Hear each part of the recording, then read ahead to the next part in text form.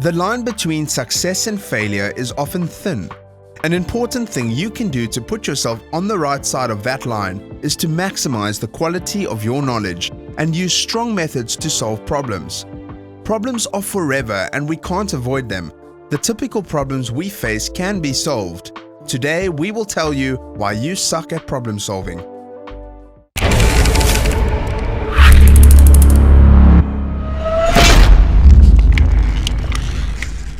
16.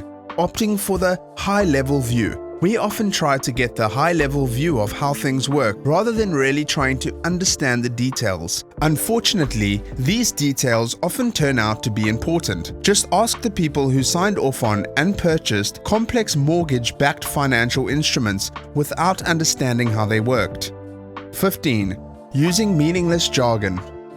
We often have words whose meanings we don't understand that paper over gaps in our knowledge. I once attended a corporate meeting as a consultant at which an executive encouraged his team to streamline their business practices. Everyone nodded in agreement, but late that day, it became clear that nobody was sure what it meant to streamline the business. The word created an illusion of comprehension in the group.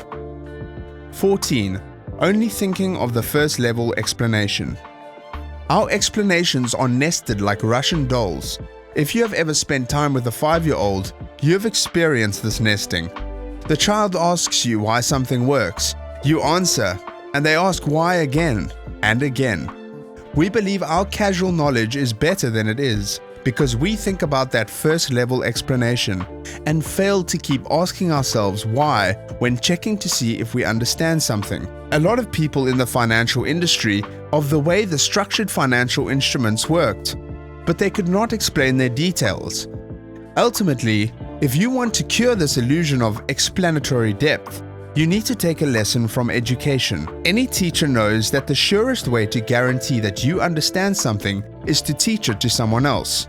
The process of trying to teach something reveals all the gaps and limitations in your knowledge. Rather than waiting for the opportunity to teach it to someone else though, you have to learn to teach it to yourself. That means that whenever you encounter new information, it is not enough to get the executive summary. You need to make yourself responsible for the details, because those details will become important later when you need to use that knowledge to do something. 13. Jumping to a solution before the actual problem is identified. Consider a manager confronted with poor sales figures. He overeagerly concludes that his sales force must be insufficiently qualified. Therefore, additional sales training is deemed necessary. But maybe the real problem is that the product or service to be sold does not offer any perceived value to the targeted customers, or that the wrong customer segment is targeted in the first place. 12. Dealing with symptoms rather than root causes.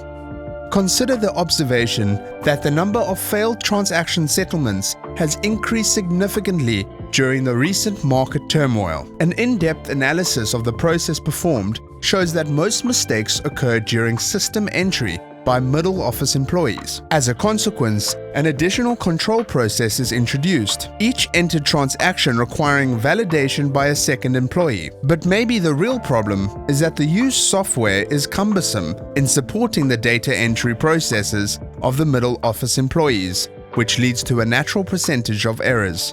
11. Settling for weak problem statements without knowing the root cause. Rushing into analysis with a vague problem statement is a clear formula for long hours and frustrated customers. You need clarity around the decision-making criteria and constraints, the time frame required, and an indication of action that will occur when the problem is solved or not solved. 10. Asserting an answer based on bias, ego, or passion. Asserting any solution without proper validation in this complex world is a recipe for disaster, no matter what your conviction or experience. I've seen this before. The stakes are too high to try to force an answer. In this age of instant and total communication, you can't fool customers. 9. Failing to break the problem into component parts. Only by first finding all the cleaving points that allow you to dissect the problem will you likely find the most serious crux of the issue. Elizabeth Holmes never focused on how many false positive blood tests were sending people to the hospital, or she might not have minimized the problem. 8. Neglecting divergent views and team culture norms. Group thinking among a team of managers with similar backgrounds and traditional hierarchy makes it hard for anyone to see the real alternatives clearly. Every leader needs to make sure to listen to people with a diversity of experiences, who are open-minded and who have no ulterior motives. 7. Relying on an incomplete or outdated analytic toolset. Some issues can be resolved with back-of-the-envelope calculations, while complex modern issues may demand more time and sophisticated new tools. For example, sometimes no amount of regression analysis is a substitute for a well-designed real-world experience with big data analysis. 6. Difficulty to recognize that there is a problem. Nobody likes to be wrong. Cognitive dissonance is what we feel when the self-concept, "I'm smart, I'm kind, I'm convicted, I'm convinced this belief is true," is threatened by the evidence that we did something that wasn't smart, that we did something that hurt another person, that the belief isn't true. Problems and mistakes are not easy to digest. To reduce this cognitive dissonance, we need to modify our self-concept or well deny the evidence. Many times, it's just easier to simply turn our back to an issue and blindly keep going. But the only way to end it up to satisfactory is to make an effort to recognize and accept the evidence. Being wrong is human, and until the problem is not acknowledged, solutions will never materialize. To fully accept that something is not going the way it should, the easiest way is to focus on the benefits of new approaches and always remain non-judgmental about the causes. Sometimes we may be afraid of the costs in terms of resources, time, and physical or mental efforts that working for the solution may eventually bring. We may need then to project ourselves in all the fatalistic consequences that we will finally encounter in case we continue to sink in the problem. Sometimes we really need to visualize the disaster before accepting a need for change. 5. Huge size problem. Yes, we clearly know that something is going wrong, but the issue is so big that there is no way that we can try and solve it without blowing our life into pieces. Fair enough. Some problems are so big that it is not possible to find at once a solution for them. But we can always break them into smaller pieces and visualize the different steps and actions that we could eventually undertake to get to our final goal. Make sure you do not lose sight of the original problem. 4. Poorly framed problem. Without proper framing, there is no certainty about the appropriate focus on the right problem. Asking the relevant questions is a crucial aspect to it. Does your frame of the problem capture its real essence? Do you have all the background information needed? Can you rephrase the problem, and is it still understandable? Have you explored it from different perspectives? Are different people able to understand your frame for the problem correctly? Answering to the right problem in the right way depends 95% on the correct framing of it. 3. Failing to link conclusions to a compelling action plan. Analytically oriented teams often say, "We're done," when a solution is found, but don't follow through with a plan to communicate complex concepts to diverse audiences and sell their action plan to stakeholders.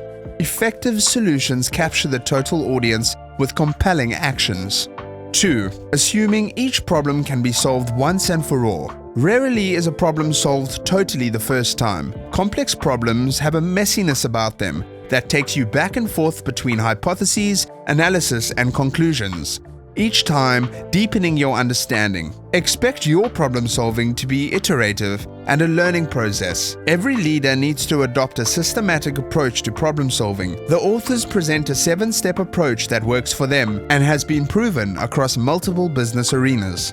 1. Reinterpreting a business problem as a technology problem. Consider the head of the investment management division being concerned with the poor investment performance. Analysis shows that risks which materialized were beyond what was expected. From this, he concludes that the efficiency of risk management system used is insufficient and orders the implementation of a new and different state-of-the-art risk management software. But maybe the problem was that investment decisions taken were not in line with the investment product's value proposition, and the used risk management software consistently translated them into poor-performing portfolio positions.